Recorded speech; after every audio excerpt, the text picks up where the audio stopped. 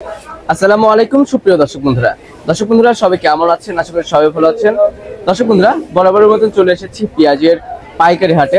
আর আজকে 14 জুন 2024 রোজ শনিবার। আমরা কিন্তু এই মুহূর্তে অবস্থান করছি পাবনা জেলার একটি ঐতিহ্যবাহী পেঁয়াজের পাইকারি হাট বনগ্রাম মেয়াপুর হাটে। আর পিছনে হয়তো দেখতে পাচ্ছেন যে পেঁয়াজের প্যাকেটিং করে রাখা আছে, অর্থাৎ বস্ত্রজাতকরণ করে রাখা আছে। এসব পেঁয়াজ কিন্তু বাংলাদেশের বিভিন্ন জেলায় যাবে। বাংলাদেশের রাজধানী ঢাকা সহ কিন্তু বিভিন্ন অঞ্চলে যায় আমাদের পাবনা জেলার পেঁয়াজ। আর সারা বাংলাদেশে কিন্তু অনেক সুনাম রয়েছে এই পেঁয়াজের। আমরা হাট ঘুরে যেমনটি দেখেছি আজকে মোটামুটি ভালো পরিমাণে পেঁয়াজের আমদানি ছিল হাটে। তবে ব্যবসায়ীরা জানিয়েছেন যে গত দিনের তুলনায় আজকে বাজারে একটু কমতি রয়েছে। তো সব মিলিয়ে দর্শক বন্ধুরা আমার পিছনে যে পেঁয়াজগুলো দেখতে পাচ্ছেন এইটা কিন্তু দেশি পেঁয়াজ। এই পেঁয়াজটা যাবে সৈয়দপুর, আপনার রংপুরের সাইডে কিন্তু এই পেঁয়াজটা যাবে, রংপুর ডিস্ট্রিক্টে যাবে।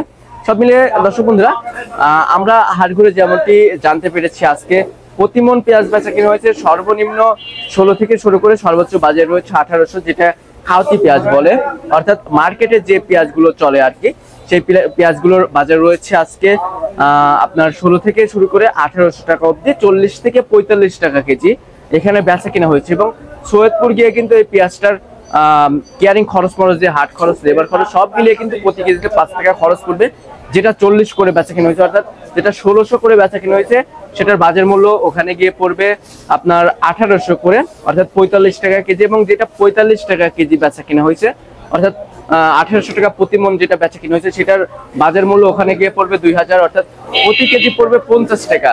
তো দর্শক বন্ধুরা আপনাদের জেলায় কেমন দাম রয়েছে একটু কমেন্ট সেকশনে জানিয়ে দিবেন। আমরা কিন্তু পাবনা জেলার বিভিন্ন হাট বাজার থেকে পেঁয়াজ, রসুন অর্থাৎ কৃষি পণ্যের দাম জানিয়ে দিচ্ছি। আমাদের চ্যানেলটি যারা সাবস্ক্রাইব করেনি, আমি আবারও বলছি যে চ্যানেলটি সাবস্ক্রাইব করে রাখবেন।